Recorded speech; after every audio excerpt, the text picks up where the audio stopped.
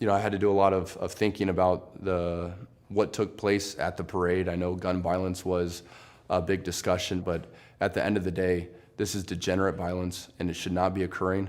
I think we need strong fathers in the home. I think we need men that are leading, that are setting good examples, that are teaching the young men in our society that violence is not the way to handle our disputes. Kansas City Chiefs Super Bowl winning kicker Harrison Butker made everyone hearing this go, ugh. It's very unfortunate what happened. Unfortunately, many children were injured. A beautiful young lady was killed over someone getting offended and turning to violence to handle that dispute. It's so sad.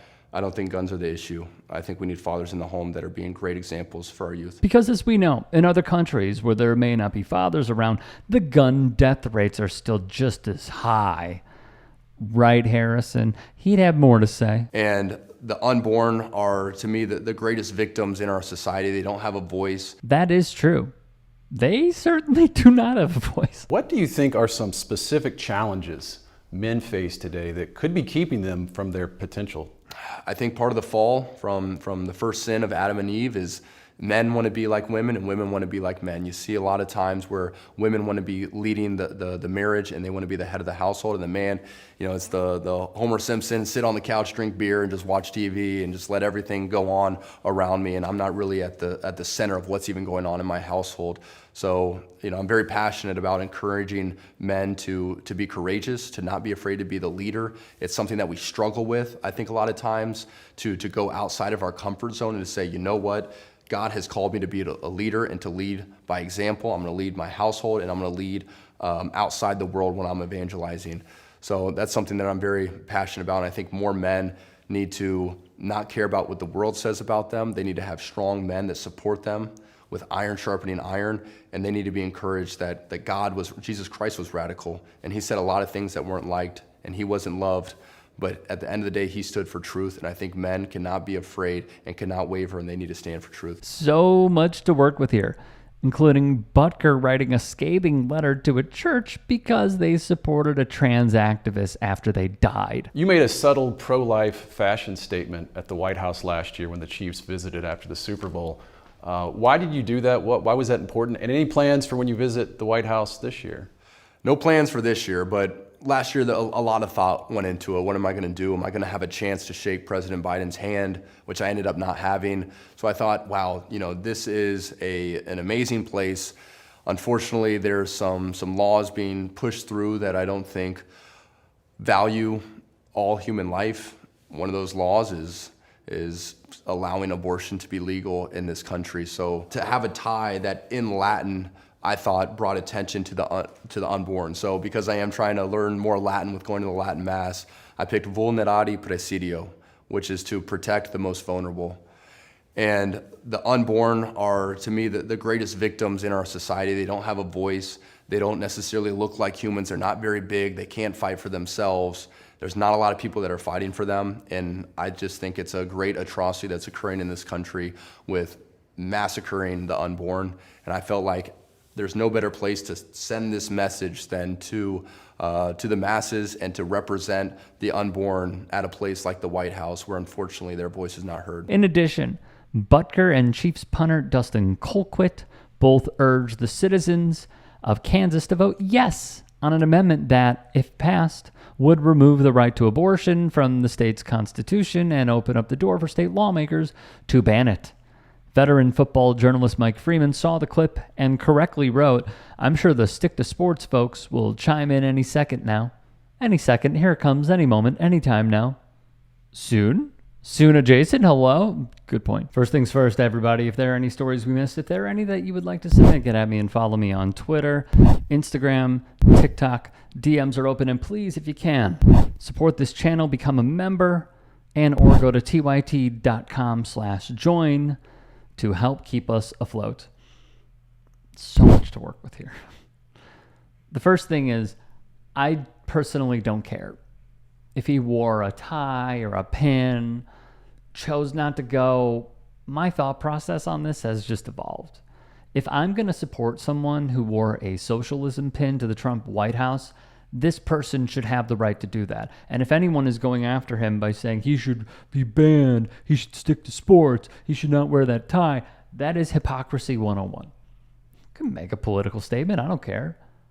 We just have a right to discuss it and go over it and see if it's merited in fact. I will never, ever go after an athlete and say stick to sports. It will be misconstrued by some of you just because there is some criticism. But I think they have every right to do this. Show up to the White House, go on a podcast. It's just a matter of fact checking, which I like to do. And I think it's important to do. Now, him saying all this, all that was playing in my head as I heard this, and it's funny because they are cut from the same cloth. A senator representing the state of Missouri named Josh Hawley, who is completely, metaphorically, in bed with Peter Thiel. He does his bidding at every turn. He is also a stooge for many right-wingers and libertarians.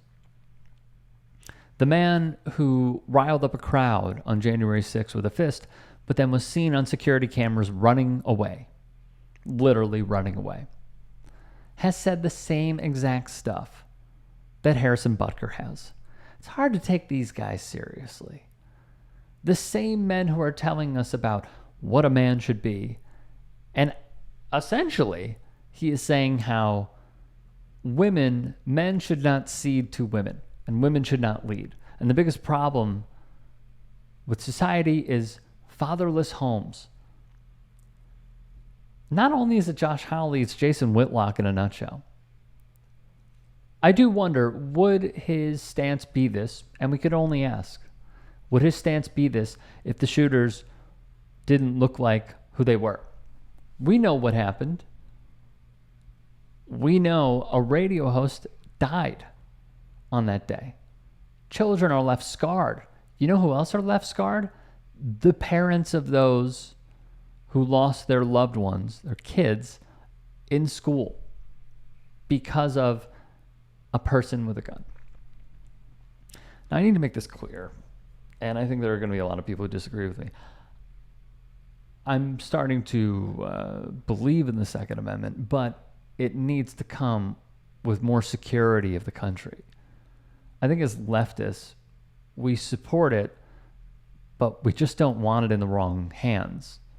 And the problem with all of this comes down to this lone fact. The gun lobby doesn't care who has a gun because they profit off of the fear-mongering that everyone should be entitled to it. I brought this up many times, and I'll do it again. They fought a law for those on the no-fly list to be able to have a gun. Harrison Butker keeps saying it's not the guns. It is. It is. And it's not fatherless homes. There are fatherless homes in Canada. There are fatherless homes in the United Kingdom. Why aren't they killing as many people with guns? Why? I think we know why.